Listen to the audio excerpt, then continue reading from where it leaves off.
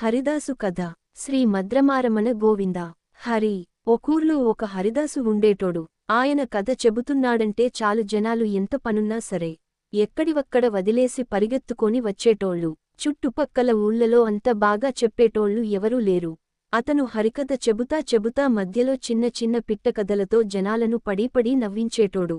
ఇక పాటలైతే వద్దులే, అమృతం తాగినంత మధురంగా ఉండి జనాలు ఆనందంతో ఊగిపోయేటోళ్ళు.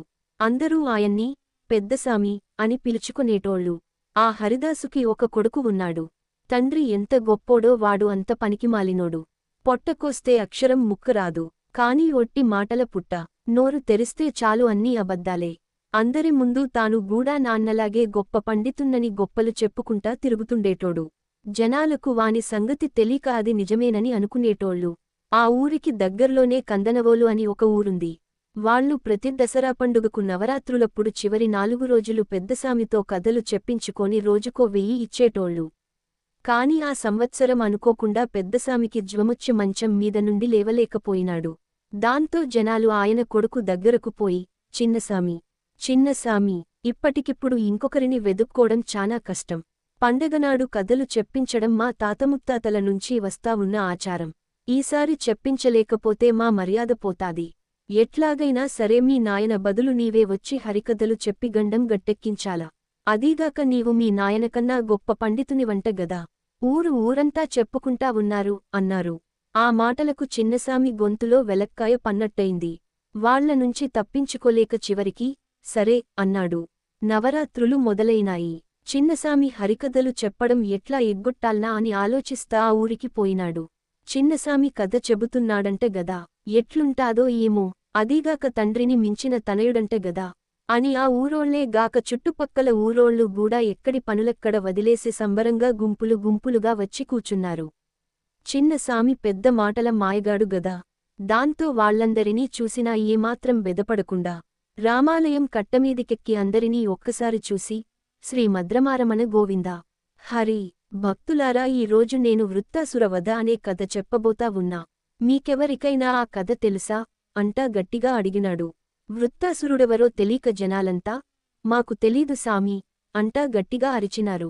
దానికి చిన్నసామి కోపంగా ఛా, ఇంతకాలమైనా మీరు ఆ కథ తెలుసుకోలేదంటే ఇప్పుడు మాత్రం చెప్పి ఏం లాభం.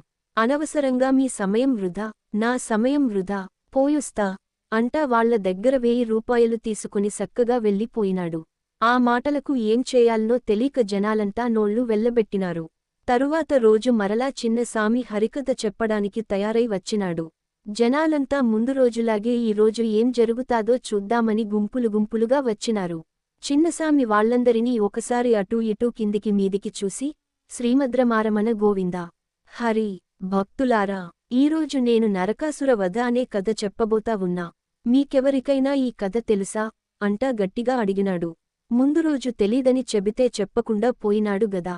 దాంతో జనాలంతా మూకుమ్మడిగా మాకు తెలుసు సామీ అంటా గట్టిగా ఒక్కరుపు అరిచినారు. దానికి చిన్నసామి చిరునవ్వు నవ్వి, భక్తులారా, తెలిసిన కథనే మరలా చెప్పడం ఎందుకు.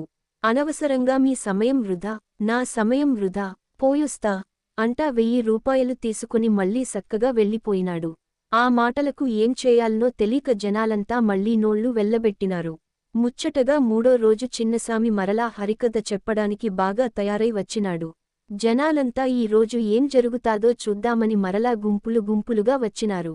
చిన్నసామి అందరి వంకా చూస్తా, శ్రీమద్రమారమణ గోవిందా. హరి. భక్తులారా, ఈ రోజు నేను రావణవధ అనే కథ చెప్పబోతా ఉన్నా. మీకెవరికైనా ఆ కథ తెలుసా అంటా గట్టిగా అడిగినాడు. మొదటి రోజు తెలీదని చెబితే చెప్పకుండా వెళ్ళిపోయినాడు. రెండవ రోజు తెలుసని చెప్పినా చెప్పకుండా వెళ్ళిపోయినాడు. ఎట్లాగబ్బా వీనితో అని జనమంతా ముందే మాట్లాడుకోని సగం మంది మాకు తెలుసు సామీ అని అరిస్తే మిగతా సగం మంది మాకు తెలీదు సామీ అని అరిచినారు. చిన్నసామి చిరునవ్వు నవ్వి, భక్తులారా, హాయిగా తెలిసిన వాళ్లు తెలియని వాళ్లకు చెప్పండి. అట్లాగే తెలియని వాళ్లు తెలిసిన వాళ్లతో అడిగి చెప్పించుకోండి. ఆ మాత్రం దానికి నేనెందుకు. అనవసరంగా మీ సమయం వృధా, నా సమయం వృధా, పోయొస్తా అంటా 1000 రూపాయలు తీసుకొని సక్కగా వెళ్ళిపోయినాడు. దాంతో ఊరోళ్లందరికీ చిన్నసామి గురించి అర్థమైపోయింది. మనం చిన్న సామంటే ఏమో అనుకున్నాంగాని వీడు ఉత్త మాటల మాయగాడు. ఏలికేస్తే కాలికి, కాలికేస్తే ఏలికి ఏసి తప్పించుకొని తిరుగుతా ఉన్నాడు. ఇప్పటికే ఏమీ చెప్పకుండా ఉత్తపుణ్యానికి 3000 నున్నగా నూకేసినాడు. వీని సంగతి చూసుకోవలసిందే అనుకున్నారు. తరువాత రోజు ఎప్పటిలాగే చిన్నసామి సంబరంగా ఊగులాడతా వచ్చినాడు. జనాలంతా గుంపులు గుంపులుగా వచ్చి కూచున్నారు. అంతలో ఆ ఊరి పెద్ద ఇంతలావు కట్టె ఒకటి చేతిలో పట్టుకొని చిన్నసామి దగ్గరికి వచ్చి, శ్రీమద్రమారమణ గోవిందా హరి, సామి మీరెప్పుడైనా హరిదాసు వధ అనే కథ విన్నారా అని అడిగినాడు గట్టిగా. ఆ మాటలకు చిన్నసామి అదిరిపడి, హరిదాసు వధ, ఆ కథ ఎప్పుడూ వినలేదే అన్నాడు కంగారుగా.